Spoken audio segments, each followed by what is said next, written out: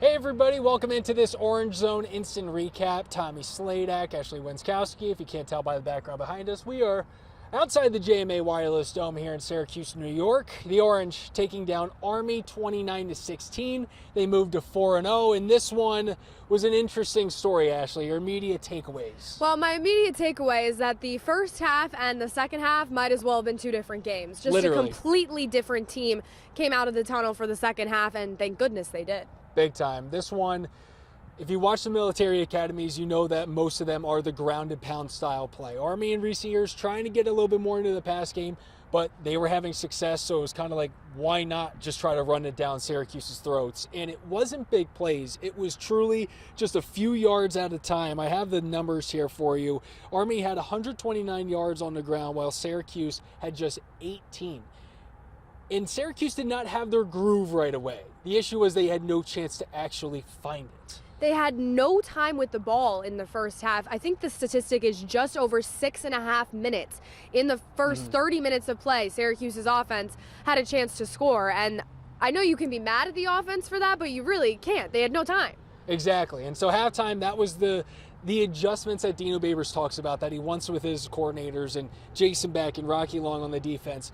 Defensively, Marlo Wax, I thought he would give us a little bit more into what that adjustment was. He put it more as he's like, it's simple. He's like, it's football, it's our game plan, and it's stop the run. He's like, it's the mob mentality.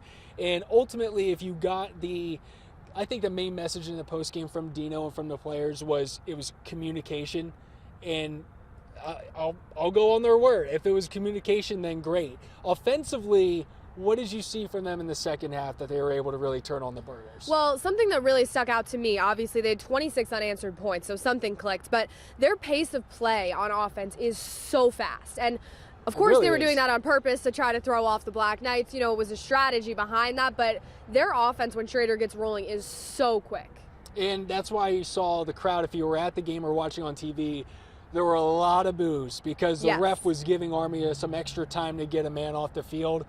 I had to punch into the rule book to find out the exact reason on that, but it felt a little bit unnecessary, especially given how quickly Syracuse was trying to play the ball. You played at their pace. That's on me, at least. Garrett Schrader, 21 for 26, 245 yards through the air, 49 yards rushing. It was not what we saw in the Purdue game, which I think Garrett and everyone else was happy to see because he had 25 carries in that Purdue game. Yes, he had almost 200 yards, but your body's just going to start to wear thin if you're getting hit that many times in the game. Did you like what you see from him in terms of getting the ball to those receivers, given that Gadsden is down and now we're learning Isaiah Jones is going to be out for a while? Yeah, I think it was almost like Schrader and the receivers were trying to prove us wrong today. You know what I mean? All of those passes through the air, especially those ones to Damian Alford, were really just, he looked great. And it's good to see the 21 for 26 sticks out to me. It's good to see that he can connect with those receivers because he'll need to moving forward in a conference play. He really seemed locked in. And Babers said that the LaQuint Allen 13-yard touchdown there in the third quarter was a critical piece of the game because it was, I think, more of a, not to prove to his players that the game plan's working, but remind them, hey, we're going to have success with this. And so Allen ended up finishing with over 100 rushing yards in that first half. I mean, they got nothing going. So credit to the O-line, credit to Allen, and honestly credit to Schrader and the receivers to try to maybe push those linebackers out a little bit more because and cheat in a sense because they were having so much success. I thought for a second that Damian Alford had glue on his gloves. Like, that's how easy it was for him catching the ball today. He dominated one-on-one. Yeah, I thought it was refreshing for them to see them make those in-game adjustments as well, because that's something they haven't really had to do through the first 3 weeks. I mean, week 1 and week 2, you know, they had huge leads at halftime. We're kind of just on cruise control. And even last week, I wouldn't say that game ever really got close. So I think it's good moving into those tougher opponents that they did have to work for it today. They did have to make those in-game adjustments. Final score 29-16.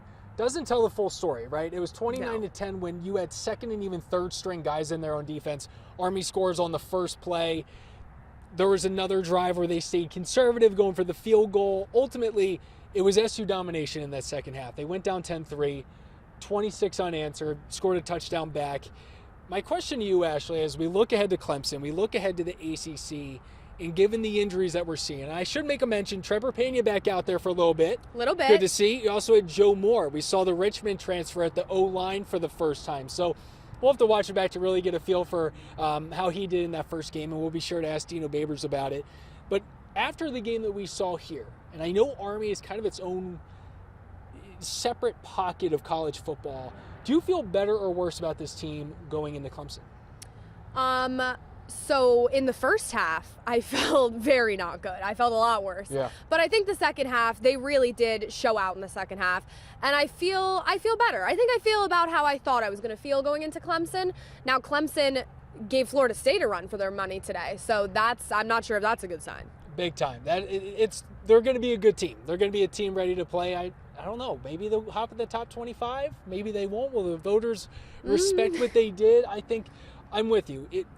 If you had to pick a team that's a first half team or a second half team, you pick the second half team. And week in and week out, that first drive of the game for the offense defense just feels a little bit off. Yeah. And then, man, do they figure it out. And so for them to do what they did against Army and figuring it out in the second half, I think you can find some comfort in that if you're a Syracuse fan. And looking ahead to Clemson, you're going to want to see a different type of first half, but also you're not going to see that same type of offense that Army had where it really put that run defense to the test. They adjusted, so I'm excited for this one. Any final thoughts, Ash? Yeah, I'm excited for Clemson next week. I mean, we thought they were going to be 4-0 going into Clemson, right? That was kind of our baseline when we got the schedule at the beginning of the season. So you'd hope they would. You'd hope they'd be 4-0. So it's good that they are, and we saw a lot of good things from them today. And yeah, I'm excited.